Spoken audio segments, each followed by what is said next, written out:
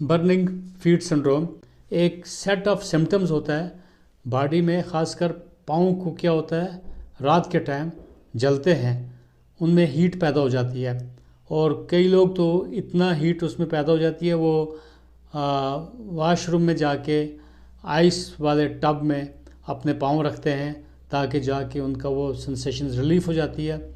और कई लोग कुछ मसाज करते हैं जैसे कोकोनट ऑयल वगैरह, जिसमें पेरिफेरल सर्कुलेशन इंक्रीज़ हो जाती है या ब्लड फ्लो इंक्रीज़ हो जाती है, या कोई एक्सरसाइज करते हैं, टैप करते हैं पाँव में, तो उस तरीके से जाके कुछ उनका रिलीफ होता है। लेकिन हकीकत में ये सिम्टम्स जो हैं, ये सिंड्रोम नॉर्मली हर एक इंसान को तो नहीं होता है, कुछ सेट ऑफ पीपल जिनको होता है, ख़ासकर डायबिटिक्स में ये बर्निंग फीट सिंड्रोम कॉमन है। क्योंकि क्या होता है कि वहाँ पे इनको न्यूरोपैथिक एक सिचुएशन होती है, न्यूरोपैथी, नेफ्रोपैथी, या जैसे किडनीज में डैमेज करना, रेटिनोपैथी, आइज़ में डैमेज होना, इस तरीके से पेरिफेरल नर्व एंडिंग्स होता है, वहाँ पे कुछ डीमाइलिनेशन वगैरह हो जाती है।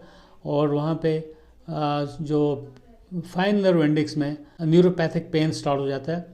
और वो देखिए जो सेंसरी नर्व्स हैं वो वहाँ से पेन अप चलता है, और ये स्पाइनल कॉर्ड के थ्रू मोटर फंक्शंस जब ब्रेन तक पहुँचता है, यहाँ से जाए, मान लीजिए कहीं पाँव में अगर जलन जैसे हो रही है तो आदमी विड्रॉ करता है पाँव को, तो मोटर एक्टिविटीज़ का काम कर लेती है उस टाइम। तो सेंसरी एक्शन में सेंसेशन महसूस होती है, मोटर में आप एक्शन करता है ताकि वो डिफेंड कर। इम्पॉर्टेंट है जैसे शुगर वाले पेशेंट को जब तक डायबिटीज़ प्रॉपरली मैनेज ना की जाए, इस तरीके से उनका ये न्यूरोपैथिक पेन तकरीबन ठीक नहीं होगा। डायबिटिक में फुट एम्पुटेशन तक करना पड़ता है। क्यों? कहीं लॉस ऑफ सेंसेशन भी हो जाती है। लॉस ऑफ सेंस, पहले न्यूरोपैथिक पेन हो गया, फिर उसके बाद फंक्शन लिसा हो गया या कम फंक्शन करते हैं। इस तरीके से वहाँ पे अगर ज़ख्म लगी जल्दी हील नहीं होती है क्योंकि सेंसरी सिस्टम इंटैक्ट नहीं रहता है। नेक्स्ट जो काज है पेंटोथेनिक एसिड विटामिन डिफिशिएंसी जो होती है, उससे भी न्यूरोपैथिक पेन होता है। Drug of choice for burning feet syndrome is pantothenic acid. Next है B12 डिफिशिएंसी और या फॉलिक एसिड। खासकर जो B12 डिफिशिएंसी है, कई दफ़ा लोग तो मल्टीविटामिन इंजेक्शन लगाते हैं, लगाने के बाद बोलते हैं जी ना उनको रिलीफ हो जाता है, क्योंकि B12 डिफिशिएंसी जो है माइलिन शीट्स वगैरह रिपेयर, रगों में रिपेयर वगैरह भी करती रहती है। और B12 डिफिशिएंसी खासकर डायबिटिक्स में ज़्यादा चांसेस हैं होने के। जो पेशेंट्स मेटफॉर्मिन लेते हैं उनमें B12 डिफिशिएंसी होती है। सो इसलिए प्रेफरेबली B12 जब देने से पेशेंट रिकवर करता है तो आपका बर्निंग फीट सिंड्रोम भी इम्प्रूव हो जाता है। बर्निंग फीट सिंड्रोम का जो पेन है वो रात के टाइम क्यों ज़्यादा होता है? इसलिए क्योंकि जब आदमी रेस्ट कर रहा होता है तो जो कोर को ब्लड फ्लो कम हो जाता है, पाँव को ब्लड फ्लो इंक्रीज़ हो जाता है, और इंक्रीज़ होने से वेजोडाइलेटेशन होती है। वेजोडाइलेशन से वेंस का डिस्टेंशन जब होता है तो वहाँ पे सेंसरी नर्व सिस्टम से मैसेज जाती है और जाके वहाँ पे वो पेन ज़्यादा एक्सेसरबेट रात के टाइम इसलिए होता है, मॉर्निंग टाइम पे कम होगा। मोस्ट इम्पॉर्टेंट ये बर्निंग फीट सिंड्रोम अदरवाइज़ अगर ज़्यादा चलने से, एक्सेसिव एक्सरसाइज करने से आपका जो बूट है टाइट होगा, अगर या सॉक्स हैं टाइट लगा दिए, उनका भी रिफ्लेक्स प्रॉब्लम आ सकती है। ओबेसिटी जो है आपका, उससे भी न्यूरोपैथी स्टार्ट हो सकती है।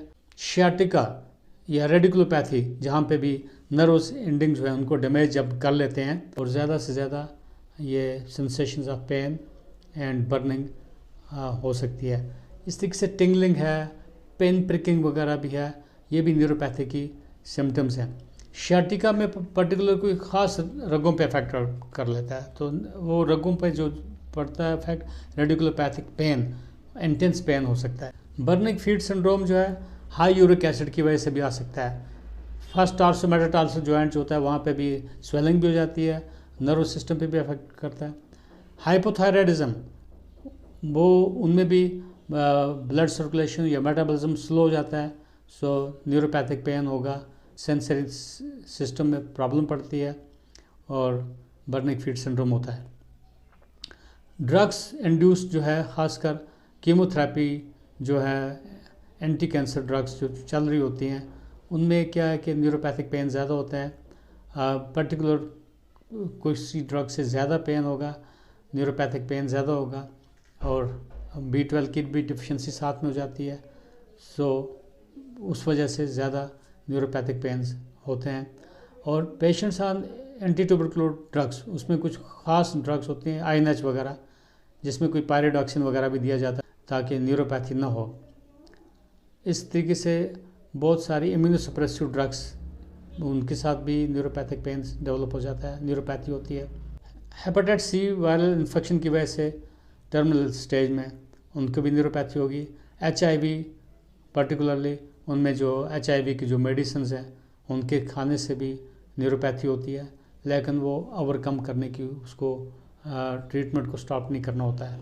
टार्सल टनल सिंड्रोम एक कंडीशन होती है, उसमें न्यूरोपैथी होती है क्योंकि कंपार्टमेंटल सिंड्रोम है या रगों के ऊपर प्रेस पड़ने से डिस्टल एरिया में ब्लड फ्लो को, सर्कुलेशन को डिक्रीज़ हो जाती है, वहाँ से भी न्यूरोपैथी और न्यूरोपैथिक पेन हो सकते हैं। एक्सेसिव वॉकिंग से या साइकोलॉजिकल फैक्टर्स भी हैं, उनसे भी तकरीबन न्यूरोपैथिक पेन हो सकते हैं।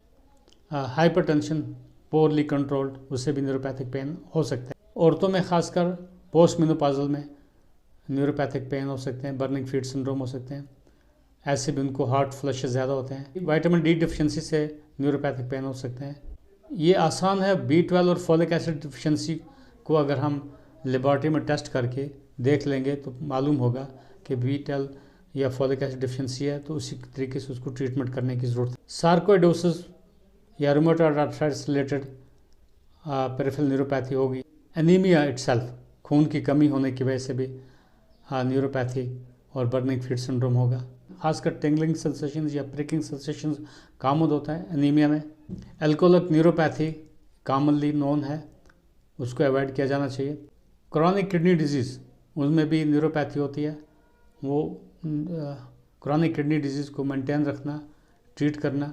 पेशेंट ऑन डायलिसिस न्यूरोपैथी, उनको बर्निंग फीट सिंड्रोम होगा। वेस्कुलाइट्स जो होती है, वेसल्स का इन्फ्लेमेशन, वो ऑटोइम्यून डिसऑर्डर्स होते हैं, वो उसको करेक्ट करने से, वेस्कुलाइट्स ट्रीट करने से बेनिफिट आ सकता है बर्निंग फीट सिंड्रोम में। एलर्जी और बर्निंग फीट सिंड्रोम, कहीं लोकल इन्फ्लेमेशन है वगैरह, वहाँ पे उस वजह से भी न्यूरोपैथिक पेन हो सकते हैं और बर्निंग फीट सिंड्रोम हो सकता है। कहते हैं नर्व डैमेज या न्यूरोपैथी रिवर्स नहीं हो सकता है, लेकिन डायबिटिक है, अगर उसका मैनेजमेंट ठीक तरीके से चल रहा है सो ये एडवांस नहीं होगी डिजीज़। डायबिटिक पेशेंट्स जो हैं अक्सर मेटफॉर्मिन लेते हैं। मेटफॉर्मिन का साइड इफ़ेक्ट है B12 डिफिशिएंसी होना, सो B12 डिफिशिएंसी से न्यूरोपैथिक पेन या बर्निंग फीट सिंड्रोम हो सकते हैं। वो रेक्टिफाई करने से बहुत सारे चीज़ें रिवर्स हो सकती हैं। Small fibre neuropathy autoimmune disorder की वजह से भी हो सकता है, वो करेक्ट करने से वो ठीक हो सकता है। Commonly used are amitriptyline, carbamazepine, and gabapentin. They help in regenerating of the nervous system. Somehow may be placebo, but definitely they work in reversing the burning feet syndrome and neuropathic pains. Burning feet syndrome is because of the result of some underlying disease. That disease needs to be evaluated and treated accordingly. We should not mask the symptoms. We should treat the underlying disease. So, burning feet syndrome gives us a clue, a hint that there is something derangement in the body that needs to be rectified. So, not to be panic about burning feet syndrome, but understand, evaluate the cause and treat accordingly. All the best.